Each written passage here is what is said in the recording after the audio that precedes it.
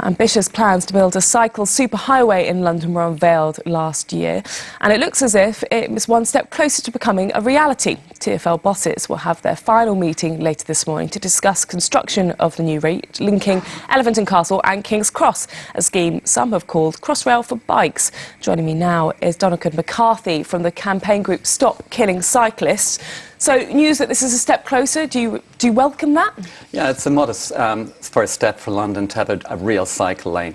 This is around 28 miles in total between the north and the east-west one. However, compared to European cities, this is a tiny step.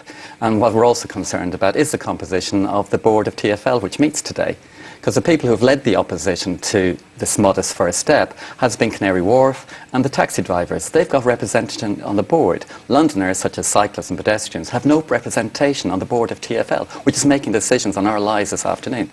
But they have got to this stage without having a representative, so it would suggest that it's not lacking supporters within the TfL board. Would you say that was fair? I think the mayor told the TfL board last January that this is a token gesture to keep the cyclists quiet. But what's actually happened over the last 4 years is the budget for cycling safety has gone down by around 27%. The TfL board, even with this decision, positive decision today, which we welcome, is only spending around 1.2% of their budget, i.e. buttons, on cycling safety. When 66% of Londoners say, yes, we want you to go ahead and make the roads safe for cyclists. Why? Because it actually benefits London's economy, London's health and London's environment. 2/3 of Londoners want to cycle, but they're afraid to. So we've not got to go on and create the infrastructure so that they're safe all across London. So would you rather see just every road become, and users of the road become more cycle-friendly rather than these specific routes for cyclists? No, we very much welcome these routes. It's important. What is important about today is that it's establishing a precedent that London streets can accommodate safe, protected cycle lanes, so that if these work, when we can prove these work, right across London they can be rolled out. But it has to be done fast, because we cannot wait till 2300 for it's safe for our kids to cycle to school. And how would you like this to actually look? I mean, the plans are coming together. As a cyclist, how do you think this is going to be the most efficient? What would you like to see it? Well, you mean the proposals today? Well, yeah. We actually welcome them. What's important about today is that they're going to be protected. It's not just paint on the road. Paint on the road is the first step. It's saying, OK, cyclists exist.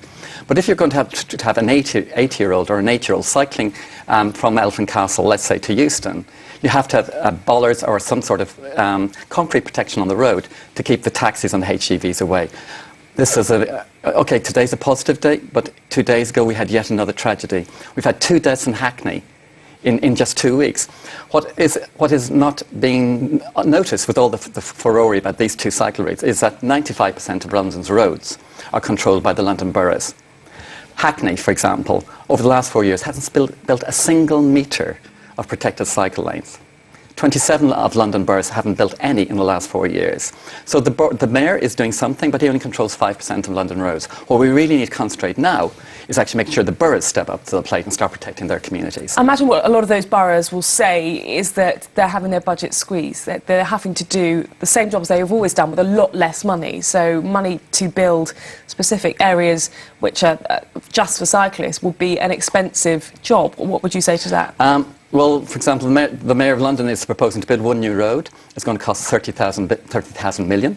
He's building one new railway track, which is going to cost 18,000 million. A cycle route costs 18 million.